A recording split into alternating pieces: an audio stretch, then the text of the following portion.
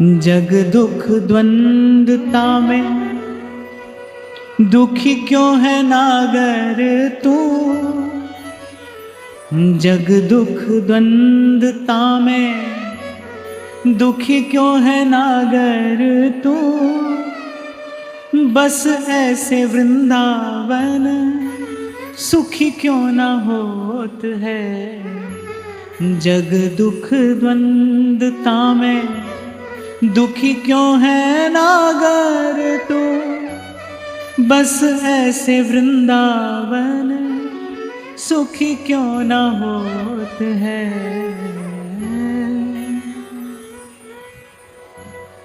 रसिक जो सुजान संत हरि गुणगान करें। अरे हरे ताप त्रिविध सु आनंद उदोत है।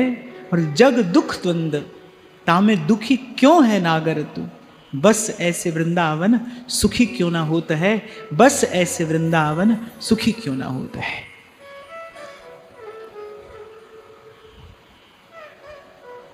उद्बोधन के अनेक शब्द कहने के बाद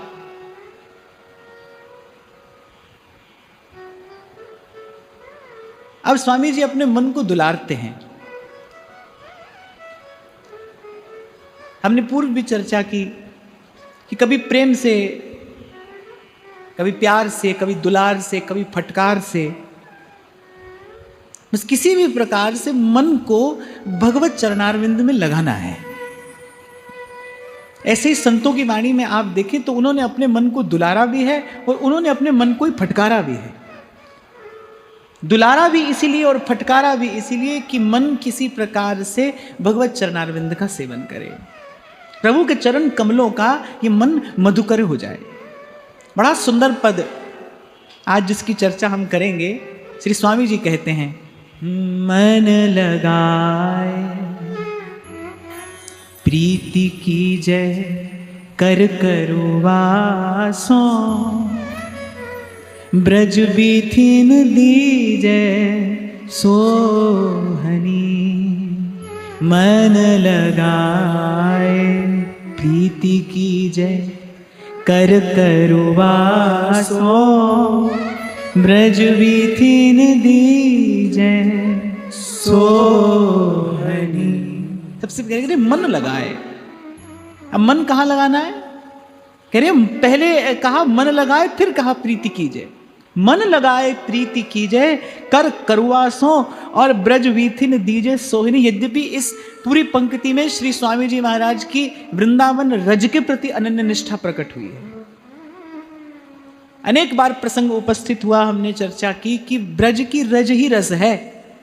जो रसिक है, जो रसोपासक है, वो वस्तुतः रजोपासक है, रज का उपासक है। आप यदि ब्रज शब्द का चिंतन करें ना, तो व्याकरण के हिसाब से अगर हम ब्रज शब्द का चिंतन करें तो ब्रज में दो शब्द हैं, एक रज और एक ब। अगर व्याकरण की दृष्टि से हम इसका अर्थ करें ना, तो ब अर्थात ब्रह्म और रज अर्थात रज। जहां ब्रह्म ही रज बनकर फैला हुआ है उस भूमि का नाम ब्रज है। ब्रज की महिमा क्यों है और विशेष रूप से ब्रज रज की महिमा क्यों है? आप देखिए भगवान का अवतार तो अनेक अनेक स्थानों पर हुआ, लेकिन जब रज की बात आती है, जब रज के सेवन की बात आती है, तो ब्रज रज के सेवन की बात ही आती है। वृंदावन रज की बात ही रसिक संत करते हैं, भक्त जन करते हैं। रज का सेवन यदि करना है तो फिर ब्रज रज सेव्य है, क्योंकि ब्रज भूमि क्या है, ब्रज भूमि कैसी है, जहां ब्रह्म ही रज बनकर फैला है। व्याकरण की दृष्टि से यह अर्थ है ब्रज का, जहां ब्रह्म ही रज बनकर फैला है वो ब्रज है। और फिर श्री बिहारिन देव तो कहते हैं कि रज छाड़े रज पाइए, रज पाए रज जाए, रजसों रज ही पिछाट ले, रजसों रसिक कहाए। और मुझे लगता है इन दो पंक्तियों में श्री बिहारिन देव जी ने इतना गहन गंभीर आशय भर दिया है कि दो पंक्ति समझ में आ जाए तो उपासना का सिद्धांत हृदयंगम हो जाए। कह रहे रज छाड़े रज पाइए और रज पाए रज जाए। अब यहां दो बार रज का शब्द का प्रयोग करते हैं। एक रज का अर्थ है रजोगुण और एक रज का अर्थ है वृंदावन की रज। पहले कहा रज छाड़े रज पाइए, अर्थात रजोगुण छोड़ोगे। रजोगुण माने ये जो तन से जुड़ा जितना भी हम विषय सुख का विचार करते हैं, इसे रजोगुण कहा गया है। अभी कुछ दिन पहले भी हम चर्चा कर रहे थे ना, बहुत सुविधा में आप रहोगे तो जीवन में प्रमाद आएगा। आपको यदि ऐसी भूल हो कि बहुत सुविधा संचित कर लें तो सुख होगा, आनंद होगा, ना ना, बहुत सुविधा में सुख आनंद नहीं होता, बहुत सुविधा से प्रमाद आता है। बहुत सुविधा तो वस्तुतः आपको सुखानुभूति से दूर ले जाती है, आपको भीतर से दुर्बल बनाती है, आपको आपके जीवन में पराश्रय बढ़ जाता है।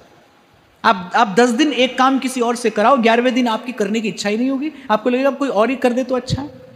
संत लोग अपने जीवन में पुरुषार्थी बने रहते ताकि उनके जीवन में पराश्रय ना हो। और ये जो रजोगुण है, यही वस्तुतः रसोपासना में सबसे बड़ा आवरण है। क्षमा करना, आप हम कोई भी हो, आज वृंदावन आते हैं तो वृंदावन आने से पहले सबसे पहले क्या व्यवस्था करते हैं? बोले एसी कमरा मिल जाए। सबसे पहले वृंदावन आने से पहले यही हमारी चेष्टा होती है, पहले व्यवस्था हो जाए ठीक से रहने की।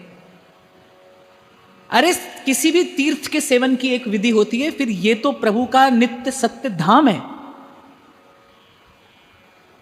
इस प्रकार न तो वृंदावन आया जाता है, न रहा जाता है, और न वृंदावन का सेवन किया जाता है।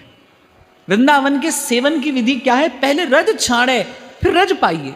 आप रजोगुण छोड़कर वृंदावन आए, रजोगुण छोड़ने के भाव से वृंदावन आए, तो फिर वृंदावन की रज कृपा करती है। वृंदावन की रज क्या है, कैसी है? ये प्रियाजू की चरण रज है और अनंत शक्ति से पूर्ण है। श्री महाप्रभु ने सर्वप्रथम वृंदावन की रज की ही वंदना की है, फिर उसका स्मरण किया है और फिर उसको अपने मस्तक पर धारण किया है। आप सुधा निधि के आरंभिक 4 श्लोकों का यदि चिंतन करें, सबसे पहले महाराज नमन करते हैं, फिर स्मरण करते हैं, फिर उसे अपने मस्तक पर धारण करते हैं। अनंत शक्ति पूर्ण ये वृंदावन की रज है। महाप्रभु जी ने तो पुकारा क्या है, क्या सुंदर संबोधन दिया है वृंदावन की रज को, श्रीमत पराग परमाद्भुत वैभवाया। अर्थात रज नहीं है, ये प्रियाजू के चरण कमलों का पराग है। और श्रीमत पराग कहा अर्थात समग्र ऐश्वर्य और माधुर्य इसी रज में छिपा है। श्रीमत पराग परमाद्भुत वैभवाया। इसी रज का आदर करने के लिए, इसी भूमि का आदर करने के लिए कहते हैं, जब श्री ठाकुर जी भी यहाँ पर क्रीड़ा किए, जब श्री ठाकुर जी भी यहाँ पर लीला किए, तो मैया कहकर थक गई, हार गई, भक्तों ने भी बड़ी मनुहार की, लेकिन श्री ठाकुर जी ने यहाँ पादुका धारण नहीं की। वृंदारण्यम स्वपद रमणम, यहां पादुका धारण नहीं की, किस लिए? इस रज का आदर करने के लिए। अरे व्यास जी तो कहते जो रज शिव सनकादिक दुर्लभ, सो रज शीस चढ़ाऊं, और दिए कछु भावत नाही, वृंदावन रज दीजे। इसलिए जो वृंदावन आता है, जो जीव यहां आया, किसी भी प्रकार से आया, प्रबोधानंद सरस्वती पाद कहते यत्र प्रविष्टः सकलोपि जंतु आनंद सच्चिद घनताम उपैति। कोई किसी भी भाव से यहां पर आए पर प्रसाद से वंचित नहीं जाएगा, क्योंकि रज तो उड़ लागे तनही और पीवे जमुना तोए। बड़ी बात ध्रुवदास जी ने कही, वृंदावन में जो कबहू भजन कछु नहीं हुए। कोई भजन नहीं होता है यहां, मान लीजिए आपसे, तो भी वो कह रहे हैं रज तो उड़ लागे तनही और पीवे जमुना तोए। और ये रज कैसी है? ये उर अंतर का मार्जन करने वाली रज है। ये प्रिया प्रीतम की मन भावन वृंदावन की रज है। महाप्रभु जी ने तो वृंदावन की रज को क्या कहा है? श्याम वंदिनी, श्याम सुंदर जिसकी वंदना करते हैं, ये वो वृंदावन की रज है। आप लोगों ने भागवत का श्रवण किया होगा, श्रीमद् भागवत में प्रसंग आता है, कन्हैया ने माटी खाई। क्यों खाई? अनेक विद्वानों ने, भक्तों ने इस पर अनेक उत्प्रेक्षाएं की हैं, पर वृंदावन के रसिकों का दृष्टिकोण अलग है। वृंदावन के रसिकों का क्या दृष्टिकोण है? वो कहते हैं कि ये रज नहीं है, ये रस है। और रस का जो आस्वादन होता है वो कैसे होता है? जिह्वा पर रखकर होता है ना। किसी भी वस्तु का आपको रसास्वादन करना है तो उसके दर्शन से उसका रसास्वादन नहीं होगा। यदि उसका आस्वादन करना है तो उसे जिह्वा पर रखिए। तो श्री ठाकुर जी ने मन में विचार किया, भाई ये रज नहीं है, ये तो रस है, इसका तो आस्वादन करना चाहिए, ये तो आस्वादनीय है। और इस भाव से श्री ठाकुर जी ने अपने अपने मुख में डाल ली वृंदावन की रज। और फिर संत कहते हैं कि भाई अब एक किशोर बालक, एक किशोर यदि रज खाए तो अच्छा नहीं लगता। श्री ठाकुर जी ने कहा अब तो हम बालक हैं, गुटरुवन चल रहे हैं, और बालक तो रज खा ही लेता है, बालक तो मिट्टी खा ही लेता है, तो ये अवसर हाथ से जाना नहीं चाहिए। ये हमारी श्री प्रियाजू की चरण रेणु है। और चरण रेणु क्या? ये तो श्रीमत पराग है, ये तो आस्वाद्य वस्तु है, इसका आस्वादन अवश्य करना चाहिए। तो कह रहे रज छाड़े रज पाइए। निवेदन केवल इतना मुझे करना है कि जब श्री वृंदावन आइए तो कुछ व्यवस्था होगी नहीं होगी, अर्थात इन सब विचारों से अपने मन को भरिए मत, मन को रिक्त करके आइए। वृंदावन आइए तो केवल एक उद्देश्य लेकर आइए कि उस रस तत्व की अनुभूति हमें होगी कि नहीं। यहां पर आइए तो श्री ठाकुर जी से, श्री प्रिया जी से यही विनती करते आइए, किसी रसिक संत का दर्शन हो जाए, किसी रसिक संत की चरण धूल मिल जाए। अरे ब्रह्मादिक वृंदावन के सेवन की बात केवल इसीलिए करते हैं कि आशा महो चरण रेणु जुषाम हम श्याम वृंदावने किमपि गुल्मलत औषधि नाम, कि ये जो प्रेम में पगे, इस रस में रंगे, आपके रूप रस में छके जो ये आपके अनुरागी जन हैं, इनकी चरण रज हमें मिल जाए। सब महिमा रज की है, यहां तो महिमा ही रज की है, इसलिए हम नित्य प्रति जय घोष करते हैं, वृंदावन रज रानी की जय। यहां तो दो ही रानी है, एक तो राधा रानी है और एक रज रानी है, यहां तो इन्हीं की महिमा है। तो जो वृंदावन के रसोपासक हैं वो वृंदावन के रजोपासक हैं, रज ही रस है। लेकिन इस रस का आस्वादन कैसे है कि रज छाड़े, अर्थात बहुत अधिक शरीर के सुख का विचार ही जो है वही इस रस का आस्वादन नहीं होने देता। मैं ये बात अपने लिए भी कह रहा हूं, और इसका अनुभव भी होता है, और धीरे धीरे स्वयं को सुधारने का प्रयास भी किया जा रहा है। पर सत्य बात यही है कि रज छाड़े रज पाइए। अरे किस किस स्थिति में रहकर यहां रसिक संतों ने भजन किया है, आप और मैं उसकी कल्पना नहीं कर सकते। अपार कष्ट सहकर वृंदावन की रज का सेवन किया है, लेकिन वो अपार कष्ट कैसे सह गए? क्योंकि वृंदावन की रज ने उनको रस प्रदान किया है। वो सह गए अपार कष्ट, जिस कष्ट की आप में कल्पना भी नहीं कर सकते, उन्होंने वो अपने तन मन प्राणों पर सह लिया। किस बल पे सह लिया? वृंदावन की रज रानी ने उन्हें वो रसानुभूति प्रदान की। उस रसानुभूति के बल पर वो अपार कष्ट भी सह गए। तो पहले स्वामी जी कह रहे मन लगाए। अच्छा देखो, जैसे श्री कृष्ण भी गीता कहते कहते अंत में अर्जुन को क्या बोलते हैं? मन मना भव। गीता कहते कहते बहुत देर कहते रहे, अंत में जाकर अर्जुन से कहते हैं, अर्जुन मन मना भव, मन लगाकर सुन। और भगवान ने तो ये कहा, मन मना भव, मुझ में मन लगा, मद भक्ता मद्याजी माम नमस्कुरु। मन लगा मुझ में। मन कहाँ है तेरा मन कहीं और है, मन मुझ में लगा। देखने को मैं तेरे सन्मुख खड़ा हूं, तू मेरे चरणों में बैठा है, पर तेरा मन कहीं और है, मन लगा मुझ में। इससे बड़ा गंभीर अर्थ प्रकट होता है कि वस्तुतः मन लगाने पर ही ज्ञान को, सत्य को, तत्व को हृदय में धारण किया जा सकता है। तो स्वामी जी कह रहे बहुत बात हमने आपको सुनाई, ये आज हम 12वें पद की चर्चा करें। 11 पदों में श्री स्वामी जी ने अनेक अनेक प्रकार से, अनेक अनेक शब्दों से उद्बोधन दिया, मन को जगाने की, मन को समझाने की, मन को सजाने की बात की। फिर कहते मन लगाए, जैसे गीता में कहते कहते भगवान बोल पड़े कि मन मना भव, ऐसे स्वामी जी कह रहे मन लगाए। फिर मन लगाइए, कहां लगाना है? गुरु के विचार में, गुरु के शब्द में, गुरु के सिद्धांत में मन लगाइए। फिर कह रहे हैं मन लगाए प्रीति की जय कर करुवासों,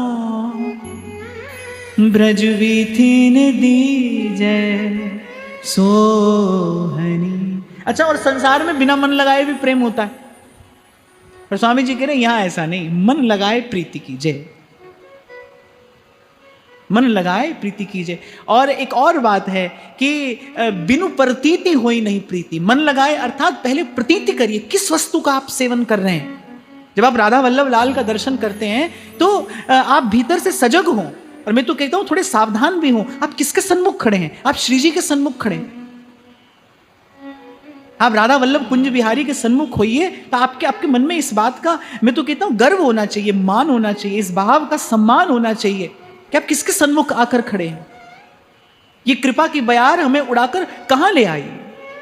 स्मरण किया करिए रसिक संतों की ये पंक्तियां कि जो रज शिव सन का अधिक दुर्लभ, सो रज शीस चढ़ाऊं। जो वृंदावन की रज से अपने माथे पर तिलक करते हैं, तो पहले भी शायद मैंने आपसे कहा था, जब चरणामृत लेते हैं, यदि उस समय आप तो उस चरणामृत के जल के बिंदु के साथ थोड़ा भाव भी आप भीतर ले जा पाए तो उसका परिणाम कुछ और होगा, उसका प्रताप कुछ और होगा।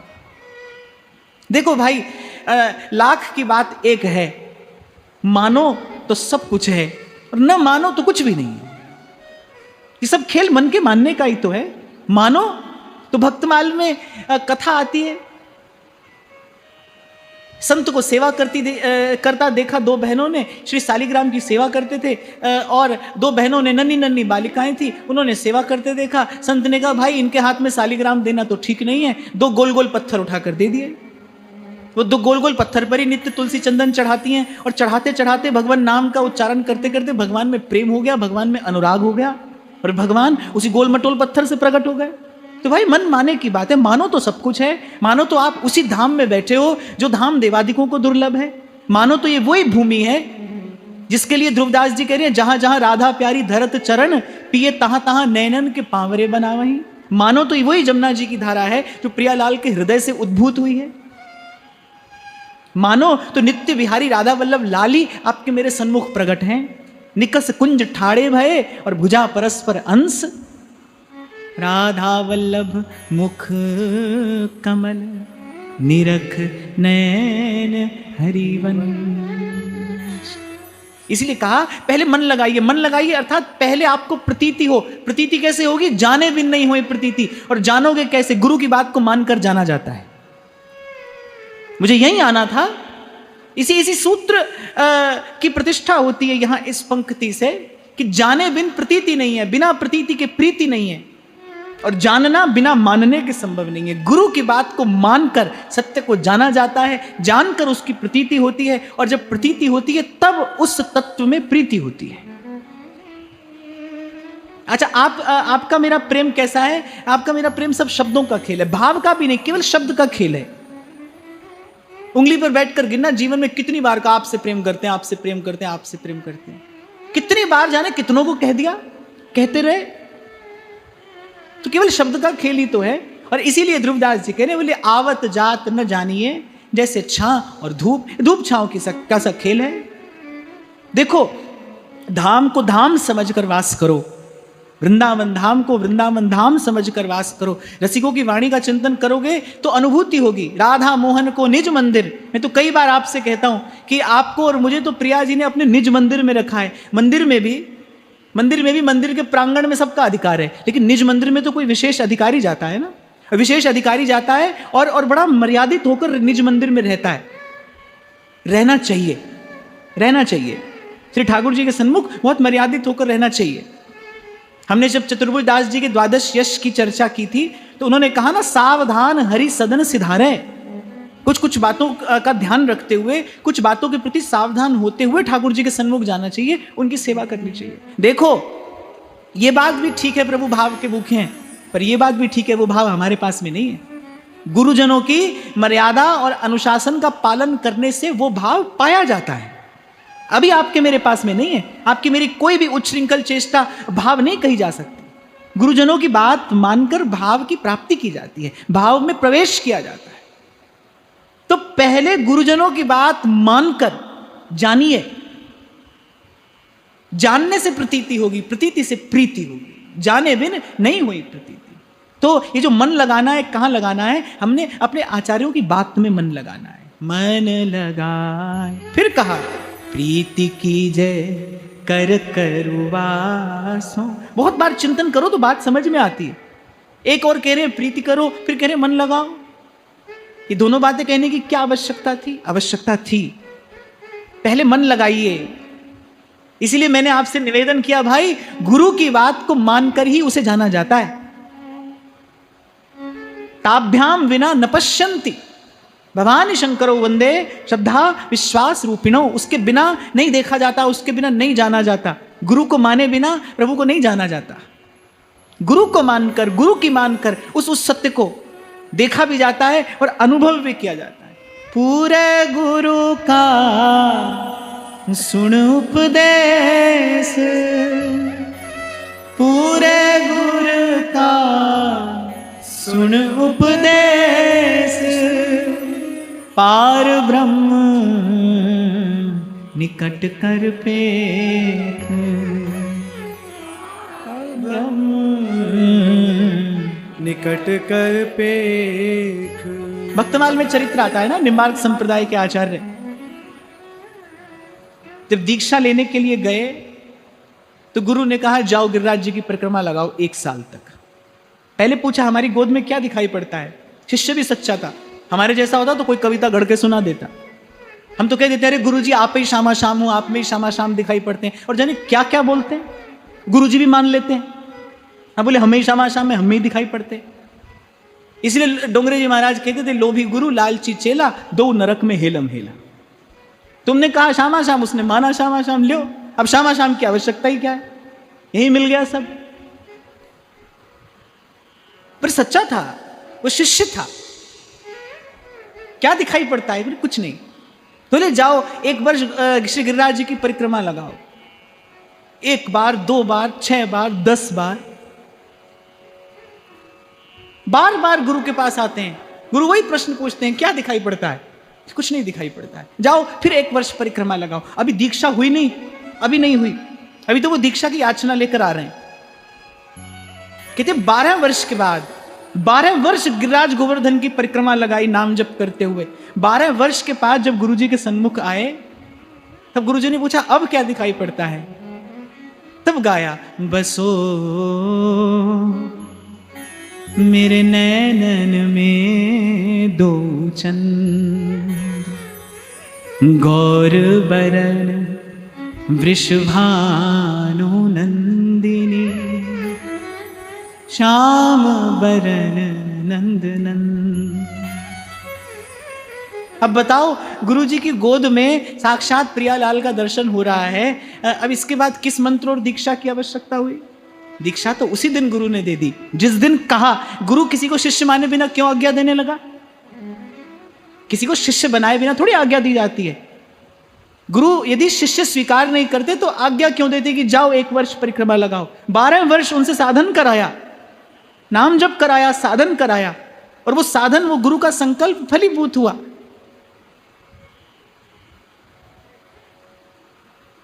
तो पूरे गुरु का सुन उपदेश और पार ब्रह्म निकट कर, गुरु की बात मानने से ही जाना जाता है भाई। मैं बड़ी क्षमा याचना पूर्वक आपको ये बात यहां पर निवेदन कर रहा हूं कि कोई तंत्र मंत्र यंत्र, कोई साधन, कोई प्रयास प्रभु तक ले जाने में समर्थ नहीं है, नहीं है, नहीं है। गुरु का संकल्प ही शिष्य को प्रभु के निकट लेकर जाता है। समर्थ गुरु का संकल्प ही शिष्य को भगवत प्राप्ति कराता है। इसके अतिरिक्त तत्व की अनुभूति की और कोई युक्ति नहीं है, कम से कम भक्ति के देश में तो यही एकमात्र साधन है, यही एकमात्र आश्रय है। इसीलिए सूरदास गाते हैं श्री वल्लभ नख चंद्र छटावे, सब जग माही अंधेरो, दृढ़ इन चरणन के भरोसो, दृढ़ इन चरणन के। नहीं तो कह रहे हैं कि सूर कहा कहे द्विविध आंधरो, बिना मोल को चेरो, भरोसो दृढ़ इन चरणन के। साधन और नहीं या कली में जासो होत निवेरो। गुरु के चरणाश्रय के बिना किसी और साधन से निस्तार होता ही नहीं भाई, होता ही नहीं। आप खूब अपना करिए, खूब करिए, और आप अंतिम निर्णय क्या पाएंगे? हैं आप संसार की सीमा में, हैं मायाबद्ध ही, पड़े अभी द्वंद्व में ही हैं। इसलिए प्रथम बात कहते हैं मन लगाए, गुरु की बात को मानिए। मानने से क्या होगा? जानने से क्या होगा? प्रतीति होगी। प्रतीति अर्थात अपने इष्ट के स्वरूप का बोध होना। ये जो कभी कभी अन्य मार्गों पर हमारा मन फिसल जाता है, कभी इस देवी देवता की उपासना करने लगे, कभी यहां लग गए, कभी वहां लग गए, इसका कारण क्या है? प्रतीति का अभाव है। अपने इष्ट की प्रतीति नहीं है। इष्ट की प्रतीति के अभाव में ही दर दर भटकना है। जैसे ही अपने इष्ट की प्रतीति होती है उसी क्षण परम विश्राम मिल जाता है। प्रतीति होती है। 2 टूक मीरा जी ने कह दिया, मैं प्रणाम नहीं करूंगी, क्योंकि प्रणाम करने के लिए नहीं कहा जा रहा था, याचना करने के लिए कहा जा रहा था। मुझे लगता है मीरा जी जैसी भक्ता ने भगवत स्वरूप जानकर मन ही मन प्रणाम तो कर ही दिया होगा, लेकिन मीरा जी ने कहा कि मैं याचना नहीं करूंगी, मैं किसी के आगे आशीर्वाद के लिए हाथ नहीं पसारूंगी, ये कार्य मुझसे नहीं हो पाएगा। गणगौर की पूजा का समय आया तो मीरा ने 2 टूक उत्तर दिया, 2 टूक उत्तर दिया कि मैं जानती हूं कि मेरा सौभाग्य अटल है, अमर है, मुझे अपने सौभाग्य की कामना के लिए किसी के द्वार पर भिक्षा याचना करने की आवश्यकता नहीं है। इसे कहते हैं प्रतीति, अपने इष्ट की प्रतीति। सूरदास जी की प्रतीति झलकती है कि सूरदास प्रभु तुम्हारी कृपा ते पाए सुख जु घनेरे। ये महाप्रभु के हृदय की प्रतीति ही तो है, जब महाप्रभु कह रहे रहो को काहू मन ही दिए, मेरे प्राणनाथ श्री श्यामा शपथ करूं तृण छिए। इसलिए उस दिन मैंने आपसे निवेदन किया कि भाई जो अपने आप को भक्त कहता है, जो अपने आप को भक्ति के मार्ग का साधक कहता है, उसे तो कम से कम किसी अन्य द्वार पर नहीं जाना चाहिए, याचना लेकर नहीं जाना चाहिए। मैंने आपसे पहले भी शायद निवेदन किया था, देने का समय आए तो पीछे मत हटिए, विचार मत करिए, जो सन्मुख आए उसको दीजिए, चाहे वो वस्तु हो या आदर हो या सम्मान हो। हाँ, लेकिन याचना किसी से ना हो। आशा केवल अपने प्रभु से हो, आशा केवल अपने इष्ट और आराध्य के चरणों से बंधी हो। इसे ही कहते हैं प्रतीति। प्रतीति अर्थात जब आपके मन के पास बल है, अब जब प्रतीति आपको सबल बना देती है, जब प्रतीति आपको निर्भय करती है, आपको सबल बनाती है, जीवन में दृढ़ता तभी आएगी। हमारे श्री राधा वल्लभ संप्रदाय का नाम क्या है? दृढ़ रसिक अनन्य। दृढ़ रसिक अनन्य, जो रसिकता है वो दृढ़ता और अनन्यता के मध्य में ठहरती है। बिना प्रतीति के दृढ़ता नहीं आती, मन फिसल जाता है, यहां वहां चला जाता है, अन्याश्रय बना रहता है, पराश्रय बना रहता है। तो जब प्रतीति होगी और प्रतीति से युक्त प्रीति होगी, तब उस रस का आस्वादन होता है, तब चखता है वो मन, वो परम रस, वो अमृत फल चखता है, जब प्रतीति युक्त प्रीति होती है। आप देखो, अंगद ने पैर जमा दिया, किसकी सभा में जमाया? रावण की सभा में। रावण कौन है? त्रिलोक विजेता है। अरे छोड़ो, कैलाश समेत कैलाशपति को उठाने वाला है वो। कैलाश समेत कैलाशपति को उठा लिया रावण ने। उसकी सभा में जाकर अंगद जी पैर जमाते हैं, और पैर जमाकर शर्त भी क्या लगाते हैं? स कहीं जो सठ को मम पद टारी, फिर ही राम सीता मैं हारी। बताओ ये कितनी अनधिकार चेष्टा प्रतीत होती है। फिर ही राम सीता मैं हारी, हम हार के चले जाएंगे। कहते थोड़ा डांट दिया हनुमान जी ने, ये कैसी बात बोल दी आपने वहां? तो अंगद जी क्या उत्तर देते हैं? बोले बाली का पुत्र हार सकता है, श्री राम का दूत नहीं हार सकता। इसे कहते हैं प्रतीति, अपने इष्ट की प्रतीति। मैं किसका हूं, मेरे सर पर कौन है, मुझे किसका आश्रय है, इसे कहते हैं अपने इष्ट की प्रतीति। यही आपको दृढ़ करेगी। नहीं तो पूर्व के पदों में हमने चर्चा की, माया का वो जो प्रबल आवेग है, कौन झेल पाया है उसे और कौन झेल पाएगा? ब्रह्मलोक, शिवलोक और रस, स्वामी जी कहते हैं, सब इसी माया के अधीन है। कौन रहता है जय राखे रघुवीर ते उबरे ते ही काल महा।